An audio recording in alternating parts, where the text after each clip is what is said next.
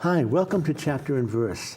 With us today we have the author of The Art of Hard Conversations, Biblical Tools for Tough Talks That Matter, Roeleveld. This is the book. Also, in the Morning Mail, I have a book by Camille Paglia, a new feminist, a neo-feminist. She's unlike some of the older feminists, which were somewhat, we all grew to know and whose thoughts were announced fairly clearly. But she's a new feminist with views that differ. She has something good to say about Christianity, which is sort of unexpected. Mm-hmm. And in this, it's a collection of essays. She talks about free speech in the college campus. Mm-hmm. But the essay was written in, I think, 2016, before Antifa came along. And before they stopped allowing conservative speakers to speak on our college campuses. Mm-hmm. This is something unheard of for all those of us who are a little older. Mm-hmm. Bill Buckley was a great conservative, and his best friend was John Kenneth Galbraith, a great liberal. Mm-hmm. From Harvard. Right. And Bill Buckley was from Yale. They used to spend family time together. Mm-hmm. On the slopes of the snow. They went skiing together. Mm-hmm. We've lost the ability to do that, haven't we? Sit down with someone who really differs from us and just have a conversation about differing views and still be able to share a meal without wanting the other person to disappear. Yes. Yeah. Some of the people in Antifa believe that free speech does not protect ideas that they don't believe in. Right. And it becomes difficult because they refuse to be engaged in discussions. Right. It's a little difficult. Mm-hmm. Also in the Morning Mail came The Unseen Realm. The Unseen Realm. This is through Lexham Press, Michael Heiser, and it's one of the slowest books, but it's very rewarding, I've ever seen. You really have to plod through it, and sometimes a quarter of the page is just footnotes in tinier type, and you get a lot out of it, but you have to plod through it, mm-hmm. And it gives us the background, the literary background, for understanding the meaning of words in the scriptures. It's very detailed. Laurie first came to my attention on a radio program. Mm-hmm. And it's been something that a friend of mine and I had been considering for a while. I think he called it Friend CPR. Friend CPR. Or I might have called it Relationship First Aid. Mm-hmm. Sometimes people go through catastrophes, very difficult times. Sure. And we'd like to be able to be helpful. Mm-hmm. And we really don't want to trip over ourselves. And we don't want to say the wrong thing. Sure. Yeah. I've heard some wrong things said. Mm-hmm. Let me give you an example. When my twins were in utero, mm-hmm. we were at a community, a commune, and they were known for their birthing, natural birthing. There was a giant spider on the wall. It wasn't a tarantula, mm-hmm. It was a giant spider. And I mentioned it to one of the people there, and I said, it's a giant spider. We're a little concerned. My wife is pregnant. Mm-hmm. And he said, don't worry. He said, you can always have another kid. Oh. We were on the next bus out. Yeah, the morning. Insensitive, sure. Also, sometimes people, when other people go through death, or when they go through death, someone might say something like, it's all part of life. Right. You know, that doesn't bring in a lot of comfort. No. You know? No. Let's take a couple of these things.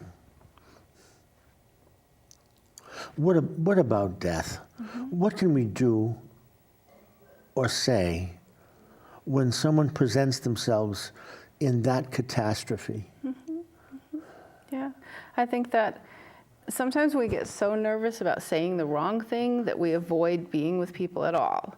And that's a mistake. So we want to, even if we do it badly, it's better to be present with people, to show up. Jesus was very present with people, and we bring him to those situations.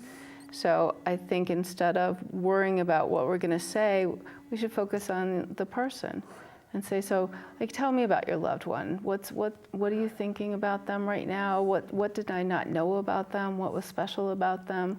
What are you going to miss? Let them do a lot of talking. And even though some of us, we might have gone through, so, you know, it might be someone who lost a parent and you've lost a parent, I think it's a mistake to jump right in and say, oh, I know just how you feel because I lost my parent.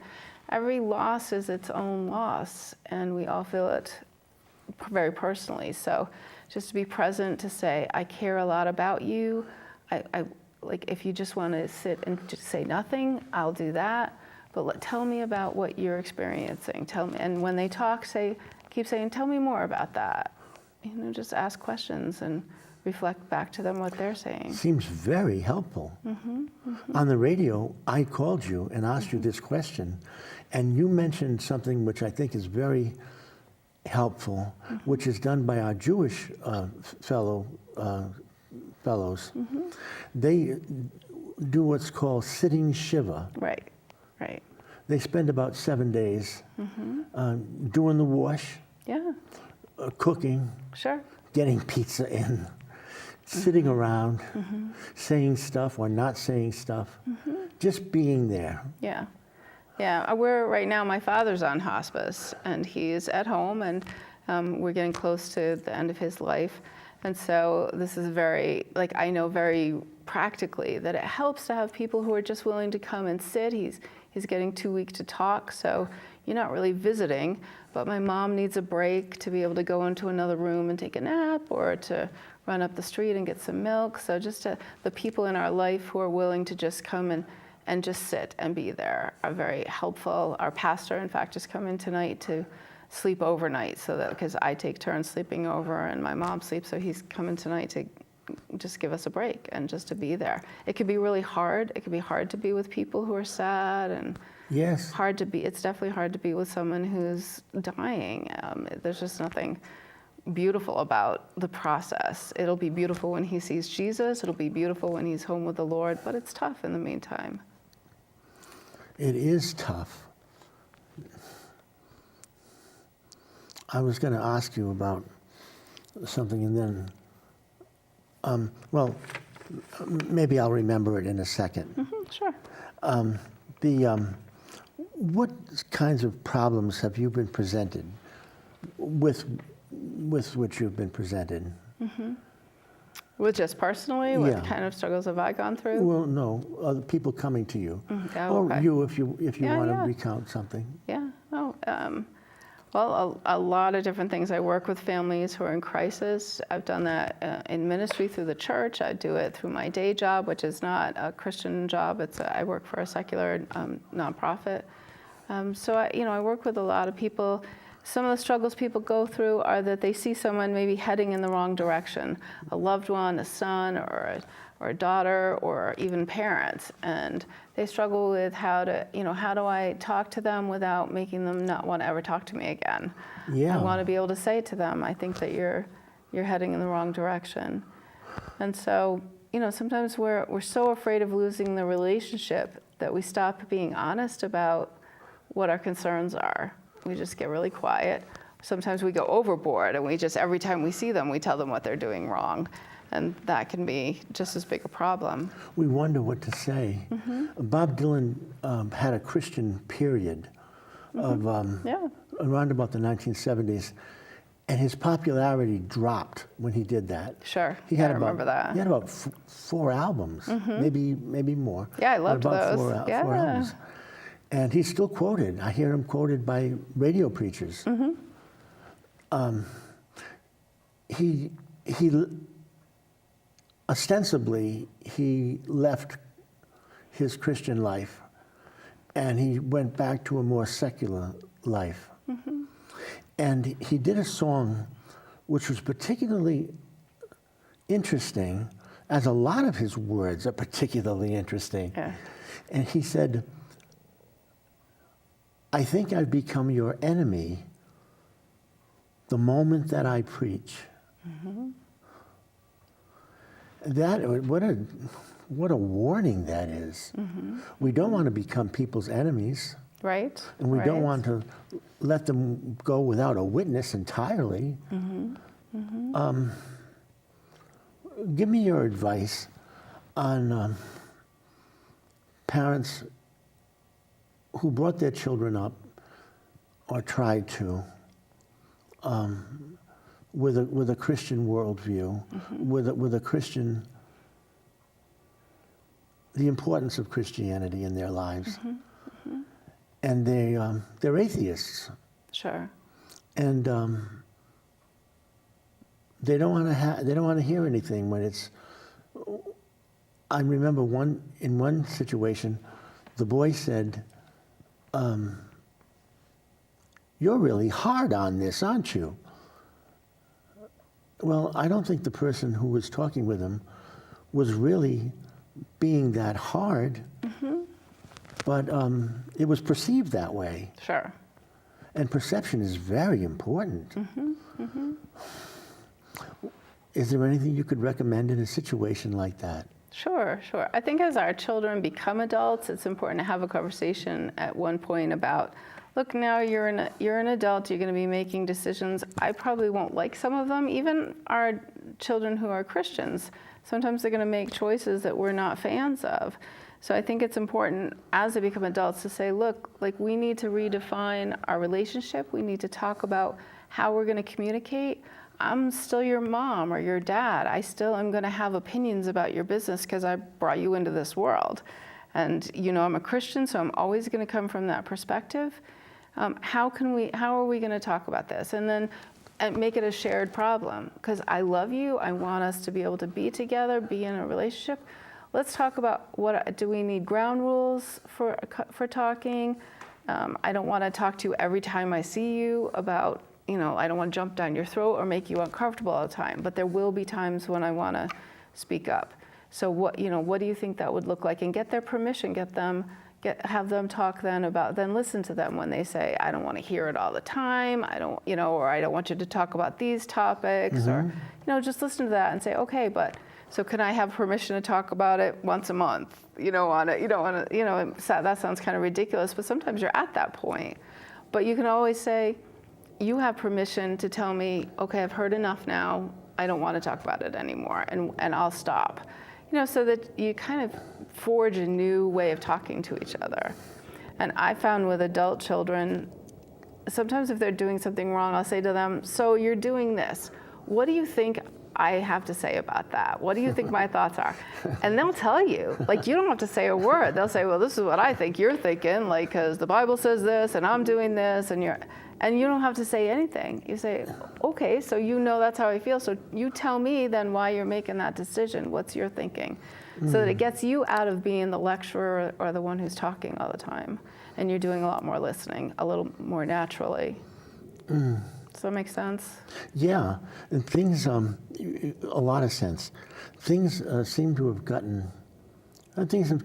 changed through time in the views of the secular world, but also in the almost the companion views of a lot of Christians. It used to be, for example, that things do get a little weird. Before I go on to that one point, I was listening to Christian radio, and there was a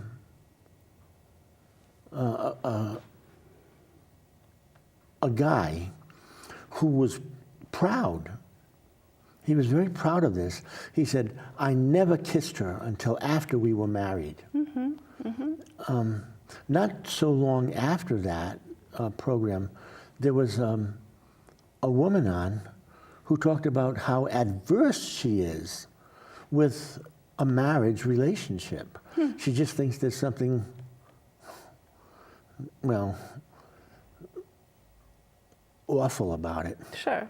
Okay. Because she said that she was brought up to believe that a marriage situation, a conjugal life, is...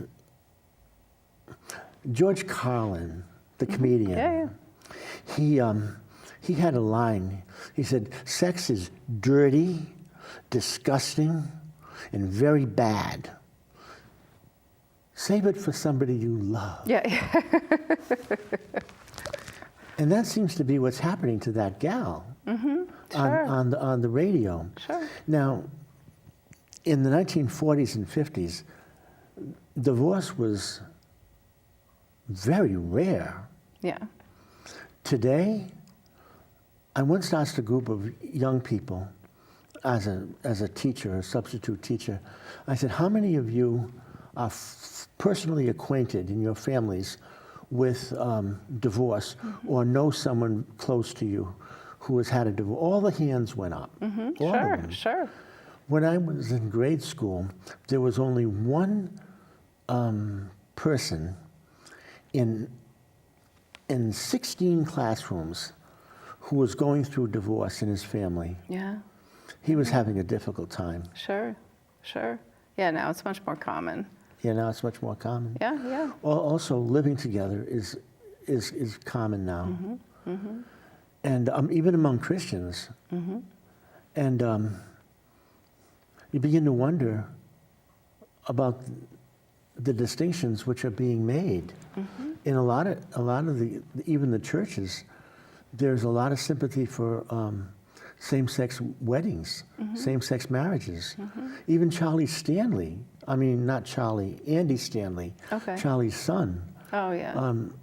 he seemed to be saying that what's wrong with homosexual marriage is when the partners stray and cross the line into adultery. And that's been very controversial because people are wondering, well, what about same-sex marriage itself? Sure. Yeah. And Yeah. so I think we have to admit as a church that we're in a time when we don't have a roadmap for these kind of conversations about same-sex marriage, transgender. We have the Bible, and it does teach certain things, but then to have conversation about what does it look like to minister to people who believe that that gender is fluid, Yes. and that there's a range of genders. What does that mean? What does it mean for me now? How do I communicate with people? This is a new thing, and I think we have to admit, let's put on the brakes before we open our mouths and do some, talking among ourselves about, some freedom about, let's talk about how this is hard and we don't know. So what are some ways that other people have tried? And really, it's still about loving each other. It's still about, I think I talked on the radio show with someone who called up about having a child who's transgender. I said, at the end of the day, it doesn't matter what form this is taking. Your child is trying to create an identity that's separate from Christ. Like, she's rejected the church and she's rejected Jesus. No matter what she's turning to, the point is still, we get lost in what it is. Oh, transgender or homosexuality. It's not even the point. The point is it's something separate from Jesus, and we can all be drawn into something that takes us away from Jesus. So that's where we can find our sort of common ground to start talking. In the transgender case, about 80% of the people with gender dysphoria, the phrase that comes to mind is they get over it upon reaching adulthood. 80%. A number of people who go through the transition, the actual operation, Yeah. so many people who have gone through that operation have become suicidal. that the university medical center, which pioneered the surgery, stopped performing it because of the results of suicide. Yeah, I've seen some stuff from Johns Hopkins and Johns stuff. Hopkins, Yeah. Well, I think part of what the church needs to do, sometimes we feel really threatened when these trends come up, when changes happen in our society that we're not quite sure how to deal with. We get a feeling and we need to name it. It's fear. We feel fear, we feel discomfort, and we can't be making our decisions about outreach and ministry based on fear or discomfort. We need to go, none of this surprises Jesus. So our first hard conversation is usually with God about, like, I want to confess I'm fearful about this and kind of threatened. I don't know how to talk about this, but then he does. So, we really just have to then listen to him, read our Bible, and then still continue to care about people and say, I don't get what you're going through. Can you explain to me more about where you're coming from? And I just want to love you through it. I can't approve of certain things because I don't agree with it. But that doesn't mean I don't care about you. I do care about your process. Jim Dobson, Dr. James Dobson, clinical psychologist and wonderful radio pioneer, and great guy. He had a talk with his two children, Ryan and Danae, and he said to them, all I'm asking you, that's all that I'm asking you, is to just be there. Right. And they understood. So I know somebody who mentioned that to their children. And it had an impact. I think they understood what was being said. But I got a report about one of the children. The adult asked the child, what do you think of Jesus? And the child said, he was a man. He's flawed because all men are flawed. He knows he's closely affiliated with a relative who is older than he is, an aunt.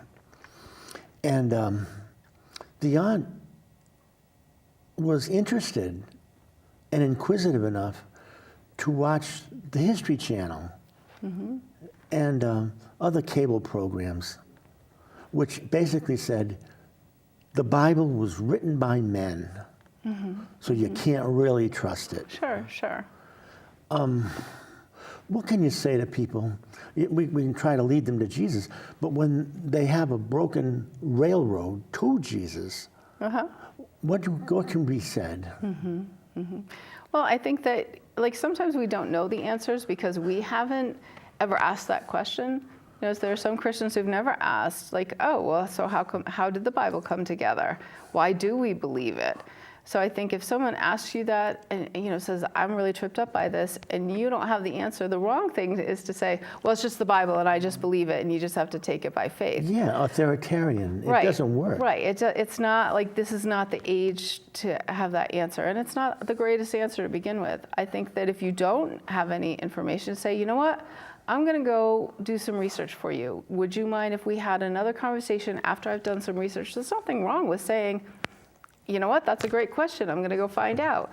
And go do some research, dig in. There are great books out there about why we believe the Bible, even though it was made, written by men. Why? It's so cohesive. It was written over thousands of years, and it's one cohesive unit, even though it's separate books written by people who spanned time and cultures. It's fascinating how much evidence there is for why we trust the Bible.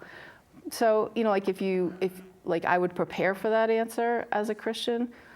Everybody, I love that you're digging into this deep book. I think every Christian, and we're all going to have our different ideas about what's deep depending on our intellectual capacity, but dig into a book that challenges you once a year. Learn a little something more about your faith. Obviously you should, the Bible should be the first place, but if then and people ask you questions, go find out. Instead of just going, well, see, they just don't believe and they're not going to believe.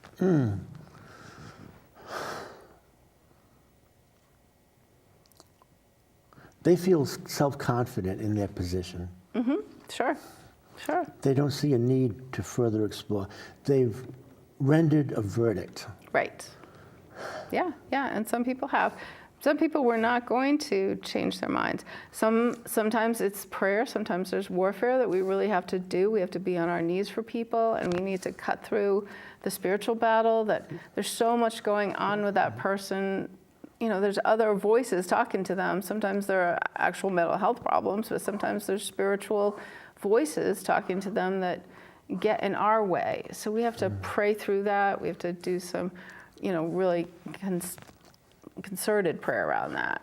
But there are some people that we're not going to reach, and we have to agree to disagree. Jesus, there were people who walked away from Jesus. We can't expect to be any different than that. There are some other cases which are interesting. I wanted to run them by you. The average person, because of employment, the average family used to move about 5 times. Maybe now it's even more than that, to keep up with the job opportunities elsewhere. Sure. Climbing the ladder and all that. That can be a difficult situation, even especially for the children who develop friendships and they reach out and they have best friends for life. Yeah. When somebody is in a malaise over something like moving, what do you think we could do to be understanding and helpful? Yeah, so just as friends, because that's very far from my experience. I grew up in Hope Valley and I lived in Hope Valley. I moved, eventually, but now I'm back in Hope Valley living across the street from where I grew up. So I didn't move a lot when I was little. I think that just to again, sit with a child or a teenager and say, I really want to understand what, I think with kids, asking concrete questions. Tell me about your last school. What did you like about it? What was, tell me about some of the people. Don't try to say, I don't recommend asking kids, what would help you? Because they're just going to say, I don't know. Yeah. And then they're going to be scared if you don't know how to help me and I don't know how to help me, who's going to help me? So I think then just bringing them to so what was good about your last school? Is there anything here that, what do you like to do? How can we connect you with some friends? Just look for concrete things. What's one, could we play a game together? Sometimes conversations go easier when you're playing checkers or you're playing, learn how to play a video game with a child. Let's play a game. Tell me about your game that you're playing. Okay, we have 1 minute left. Is there anything you'd like to say for 1 minute's time to wrap things up? No, I think that, like I said, to just trust in the Lord in being less afraid of talking to other people and listening. We have nothing to fear because we belong to Him and He's with us. So even in hard conversations, He's present and we can release that fear, and that can help us be better conversationalists with others. See you next week. Same channel, same time. We'll go into this and the practical examples much more deeply.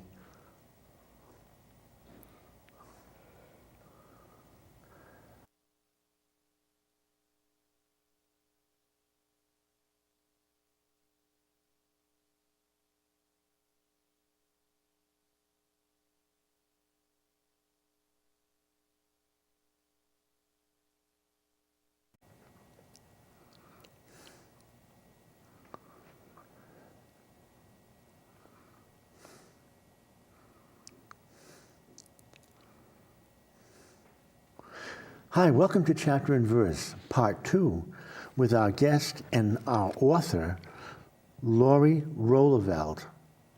The name of the book she wrote is The Art of Hard Conversations, Biblical Tools for the Tough Talks That Matter. The tough talks that matter. We've been going through some tough talks about things which are difficult, everyday catastrophes, like death, divorce, moving, sickness, things which are debilitating and life-changing and heartbreaking. We've been trying to see if there are ways in which we can be helpful in the lives of people who present those problems to us. How can we avoid saying the wrong thing, which would plague us and make us feel terrible and not help them either? But Lori's been very wonderful in her interactive presentation of how to reach people. It's taking the burden from entirely a burden upon ourselves to something which is shared, Right. an interactive thing. And that seems to be very helpful. You were talking last week about moving, and your response was very, very good. The average person used to move 5 times. I think it's more than that now. It might be up as far as 11 times, but let me just say 5 times. But it's difficult for people, especially children who set down roots Sure. with their best friends forever. Yeah. And then they get pulled up from that place, and they're a stranger in a strange land. And the next thing they know, here's a problem, which comes up a lot. One of your children comes home, and he or she says, "I'm getting bullied. What do I do?" What does she do? I don't know if I have the answer to that. That's a really tough one. Bullying happens a lot, and it takes on a lot of different forms. Now we sort of use the word bully very often. Yeah. Sometimes we use it to mean just sort of the normal bumps and bruises of growing up with other faulted humans. Kids say the wrong thing. They're kids. They often say the wrong thing. So I think the first thing is to say, I'm being bullied. Well, tell me about it. Tell me what that looks like. Don't just assume what bullying means. Well, who did the bullying? What did it look like? How do you feel about it? And then to say to them, so what do you think you should do about it? Empower them to think, oh, maybe I can be part of this solution. Maybe they've already thought of ideas. Obviously, you're going to reject if they say, I think I should get them back. I think I should punch them out. Or you're going to reject violent ideas. But, find out more about it. You can, with the schools these days, you definitely can incorporate the authorities at school. Every school I know has a bullying policy. But I would find out first, I like kids to learn skills with each other.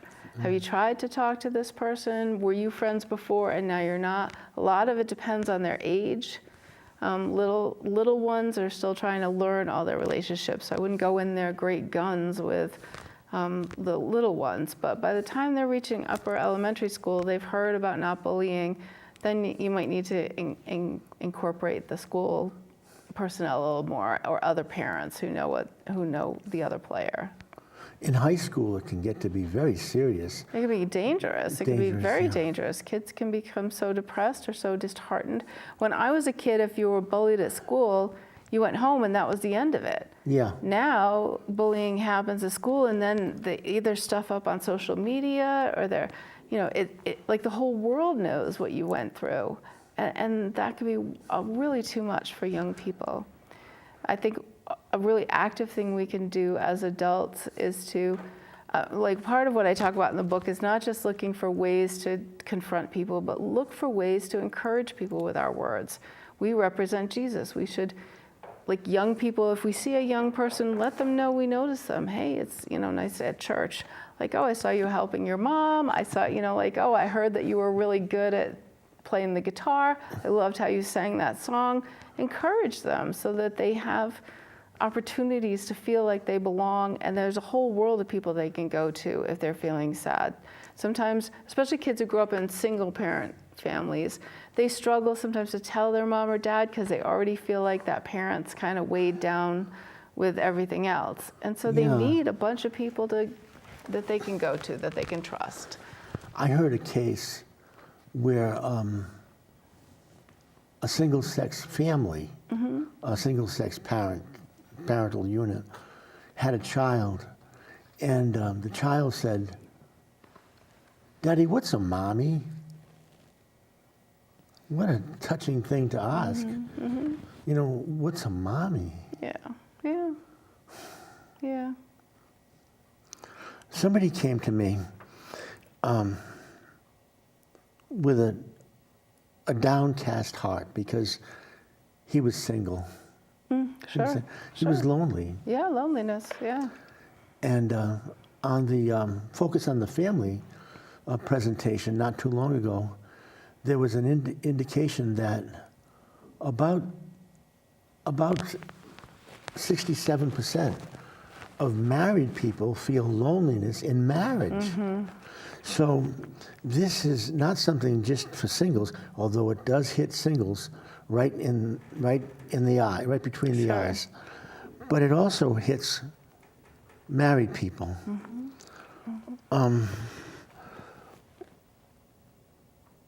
What can we do when people come to us for counseling? What can we do? About their loneliness? Yeah. Yeah, I think loneliness is, just like you said, I remember going to my pastor when I was 27 before I met my husband. And I remember, you know, probably 24, 25, thinking that's it, I'll never get married, going to my pastor, talking about my loneliness. And I remember he said exactly that to me. He said, you know, you can be married and feel extremely lonely within your marriage. Loneliness is a condition that isn't really dependent on being with people or not with people. It's about being comfortable. You need to learn to be comfortable alone and learn to be comfortable with people. So that was a big thing for me, was at that point, you know, my pastor kind of knew me, and he's like, you have to be happy being alone with Lori, and then you have to find other, you know, if you're lonely, there are other people that are probably lonely too. So think about, like, and don't just think about, like, oh, you know, when I was young, I just wanted to find all the lonely guys and meet them. But he said, you know, like, look at the older people at church who are lonely. Look at the younger people younger than you that are lonely. And find ways to, you know, invite someone to coffee, invite someone to do something. You be the initiator and see if you can alleviate someone else's loneliness. You know, it sounds like a trite, like, be a blessing to others kind of answer, but it really is very effective to get you out of your own head, because loneliness makes us feel like we're the only ones that are that way. When we're, sometimes I'll call up my single friends and say, I just wanted to let you know, like my husband's watching TV in another room, I'm like upstairs, we're very separate, like we're not having a big party. And they're like, that helps me so much. It's Friday night, I feel like everybody else is having a party. Yeah. And so I was like, yeah, like we're not mad or anything, we're just not like having a great time thinking, oh, we're so glad we're married, and you know, yes. Like just reassure people and try to be inclusive. Think about ways to include other people in your life. We're all very busy. But you can certainly say, you know what, we're going to go do this. Would you like to come along and be involved in it? I want to pick up a loose thread. Oh. USA Today had an article, not today, but it was USA Today. It was a while ago. But it talked about bullying. USA Today. That was good. They talked about bullying. But in the workplace, they said that there are some people on the job who get in trouble by authoritarian, very mean, insensitive bulls in china shops. Oh yeah. I'm not sure whether people would even come to us with that as a problem. But say somebody did. Say, I'm so unhappy at work. Somebody did come to me with this problem in the past. He said he was looking for a little autonomy, but his boss was micromanaging. And he was really making things uncomfortable. Any thoughts? Yeah, I think whenever we have to have a conversation, especially when there's big stakes like your job, you need to think very carefully. I encourage people in the book to write out what you hope to accomplish in that conversation. What is it that trying to write it down into 3 sentences helps you sort of nail what your problem is. Because especially your boss, you don't want to just go in there and ramble like a ninny, well, you do this, or accusing. Yeah. Think it through. What do I want to accomplish with this conversation? What do I want to communicate? What specifically is bothering me about what's going on?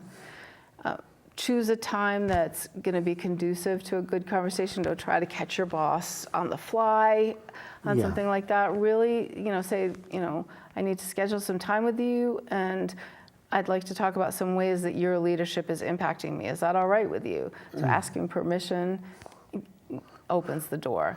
Wow. And then be ready, then you have to be ready to decide, what's my plan if my boss says, oh, I'd like to change something. So what's my plan? Am I going to, what would I like to see changed? What's my plan if my boss says, well, this isn't changing? This is just the way. So think through what are your plans, so that you can be kind of comfortable sitting there already knowing, I'm prepared for if this conversation goes in either direction. What if plan B happens in that case? The boss says the boss thinks that he's doing things the right way, and he's not going to make a change. Yeah, and that's life. That happens. And our faith has to be in the Lord and not in, that you might, your reality is you may need to stay in that job for a while until you find something. Then I just put a prayer on Facebook recently about as soon as something happens that's difficult, I pray for deliverance. If deliverance comes, I praise the Lord for that. If deliverance doesn't come, then I trust that this situation is for my good and His glory, and I ask Him to help me figure out how to persevere until He does deliver me from the situation. So I think then that's an opportunity. You don't, you might have recourse depending on the bullying. So if there's if there's something happening that's racially motivated or sexual harassment, I keep hitting my mic, or sexual harassment, you certainly can go to your HR, go through the channels in your office. Don't be afraid to take a stand for for fair treatment. Like in our workplaces now, you shouldn't be bullied. But I think you're talking about bullying that's a little less clear, a little less clear cut than that. I mean, even in the church, we can become bullying in the church. And we need to, one of the Google searches that gets people to my blog often is when they search for church bullies, because I've written some blog posts about it, how easy it is for us to get sort of caught up in our perspective of how things should look as Christians, and then just to very subtly try to push other Christians into that mold of us, instead of being open to the fact that we just need to be careful that our cultural standards don't become what we believe are biblical standards for everybody. There's a difference. Yes. In fact, one of the great problems in missions was told to me by an instructor of mine who was a missiologist. And he said, one of the lasting difficulties which we face in missions is when people think of us as a Western religion. That's right. And he said, what are we going to do in China? Yeah. Well, China's doing pretty well. It's on its own right now. But I mean, what are we going to do in Hawaii or places like that, where they say, these are the Western conquerors. Right. These are the people who want to put us in subservience. Right. It's happened in our own churches. You've gone through the same change I have, from hymns to contemporary music, and sort of differences in how we work that out. I learned a lot from my friend who was with Wycliffe for years. He's an ethnomusicologist. And he talked about that people have the right to worship in their heart music. And when they go to other cultures, they're very careful not to just impose our music on other cultures. And yet within the American culture, we sort of impose, younger generations begin to impose their music on older without people saying, let's stop. Maybe there's a way to figure out, we can learn from each other's music, and we can all worship together. I think we're all doing a much better job of that now. I think we're kind of on the other side of that really painful time that we went through. Now I think churches are better at doing blended worship, and appreciating hymns as well as contemporary songs. Yes. I find that true of a church that I've been attending. They'll a couple of psalms maybe, and then the week before last, there was Twyla Paris, Lamb of God, and something from the 1700s and something from the 1800s. Yeah. Charles Wesley, for example. And then there'll be something from 2012. Right. Or something like that. Yeah. Pretty good stuff, all of it. Yeah. Another thread, a loose thread. We talked last week about the importance of caregiving for people who are in need of care. Caregiving is a rough job sometimes. Yeah. And it seems like caregivers need a caregiver. Yeah, they do. Yeah, they do. So I think one of the things you don't do is say, if you need me, call me. Yeah. Because when you're a caregiver in the middle of stuff, you need someone to help you figure out what to do. And you don't necessarily feel like you can just call people and ask them for things. So I found, like, in our situation now, I said last week, my dad's on hospice and my mom is mostly his caregiver. I've been over there a lot, but it's helpful when people call and say, I have 2 free afternoons this week. I'm going to come over. So when I come over, think of something I can do. So there's no, then they're there. And so then you can say, oh, okay, yeah, I really would like to run out. I would love help to move this piece of furniture, whatever it is. But it's helpful just to give, here's when I'm available. I'd like to come over. Wonderful. You deserve your own program. Oh, thanks.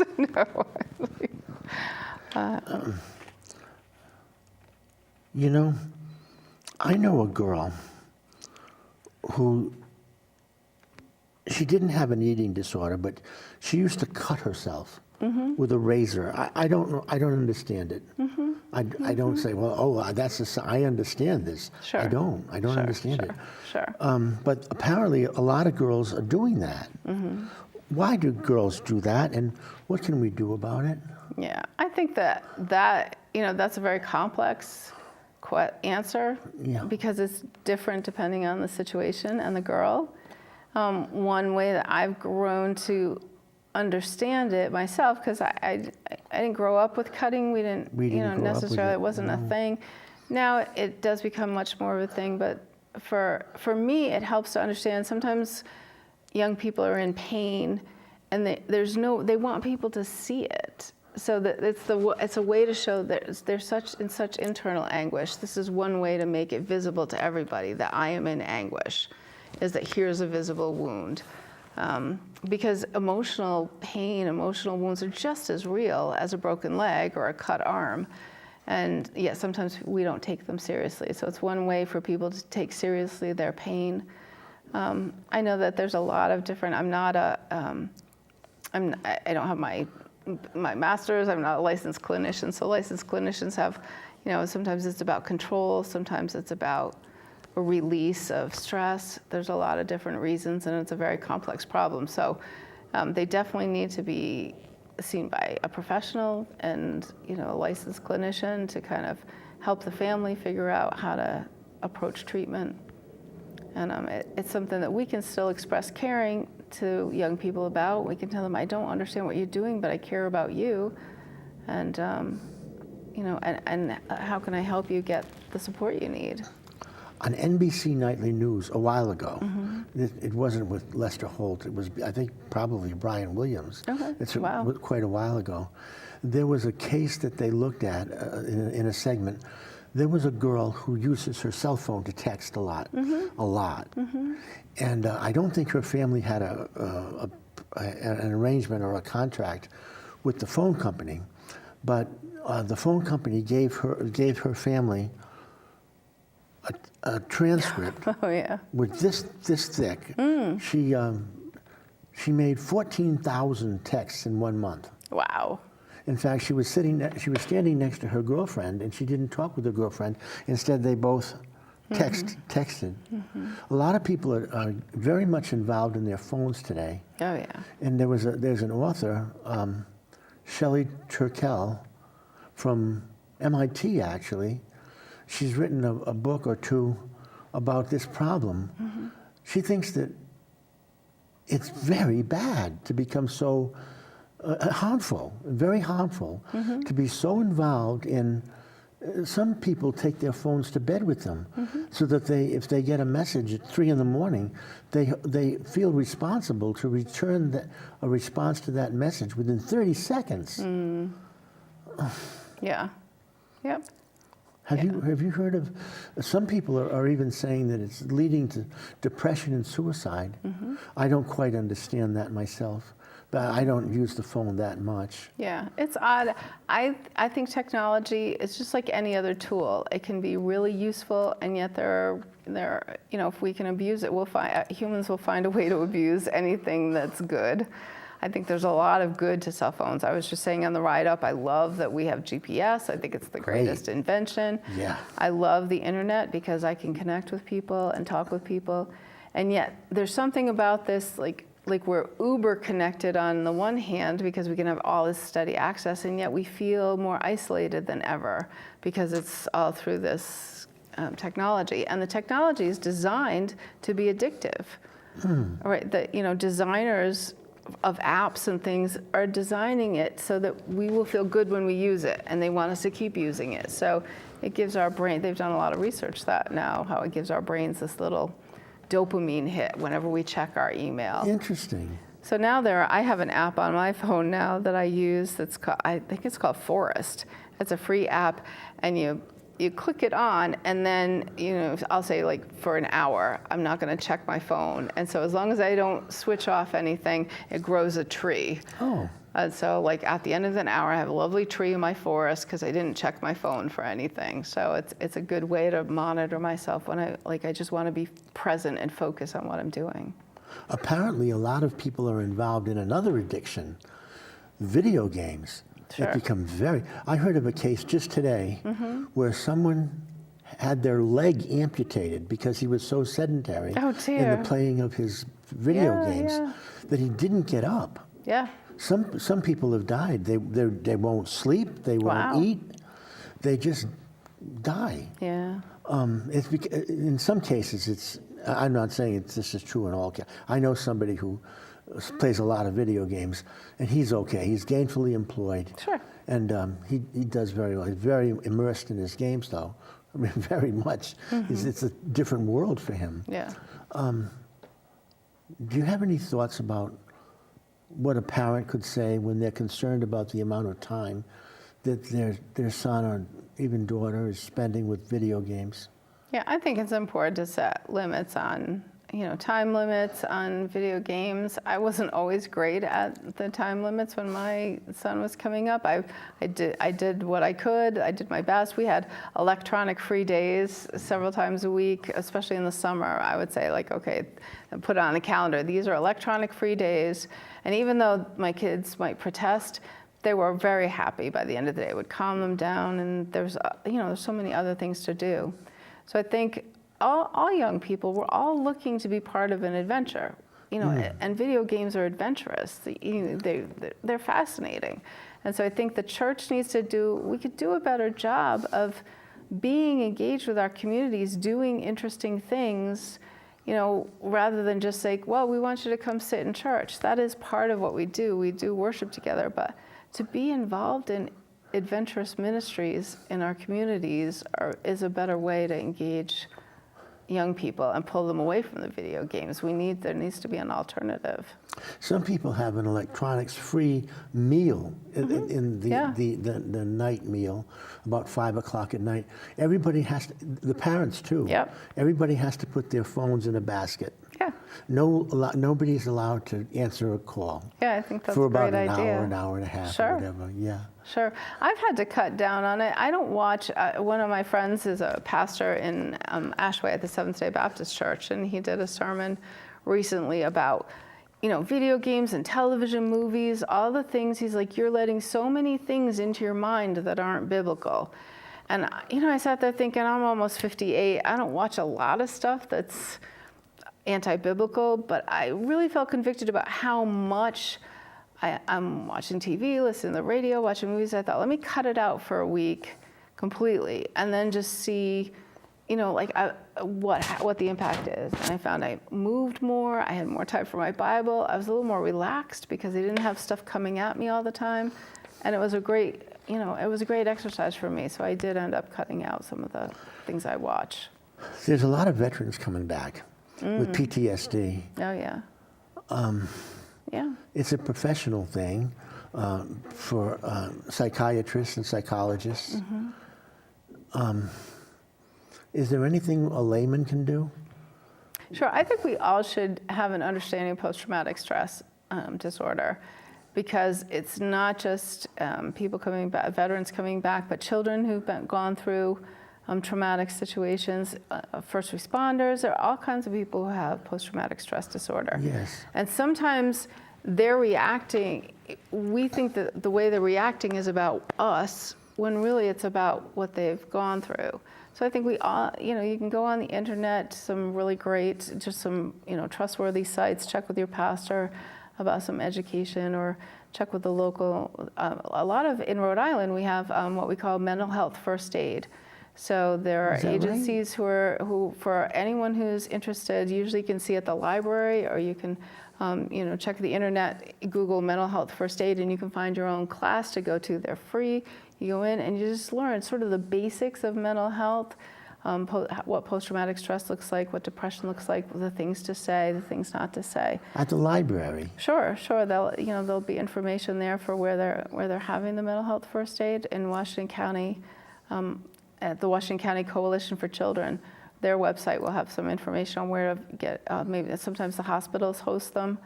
But it's just like everybody should learn CPR, the basics of CPR, first aid. I think we're at a point in our society we should learn the basics of mental health first aid. Wow. I can't believe we're running to the end of another program.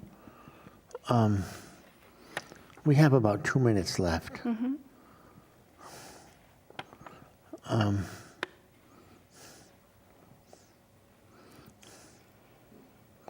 Have you heard of microaggressions? It's part of political correctness. So explain what you're... Well, Donna Shalala has assumed the presidency of the University of California at Berkeley, I think. And she will take disciplinary action if someone says something like, "I love America, it's a great country." She says that that's a way of making people who aren't American feel like outsiders. Sure. And it's called a microaggression. Sure. It's very PC. Using the incorrect pronoun could be a microaggression. Yeah. Well, we got to have you back again. Thank you. You're very easy to talk to. Thank you. I'm only halfway through. We have about a few seconds. Is there anything you want to say? Yeah, I just appreciate what you have to say, and I think that we need to be less afraid of each other, and I think the church should take the lead in this. We serve a God who invented communication, so we need to stop waiting for everybody to invite us in, and we need to take the lead and say, look, there's a lot in the Bible about how to communicate. We're going to start exercising it, and we're going to start leading conversations. Thank you, Laurie. Thanks for letting us look at your book. Thanks. Thanks for having me.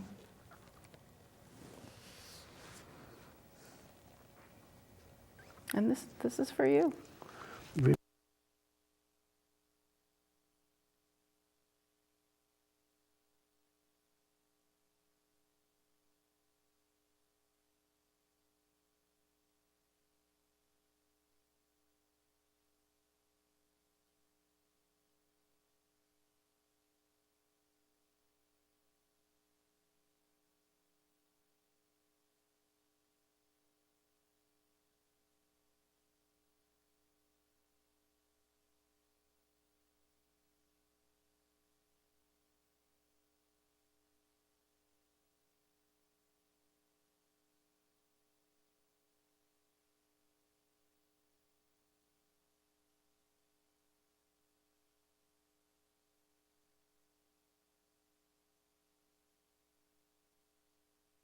Like Marilyn.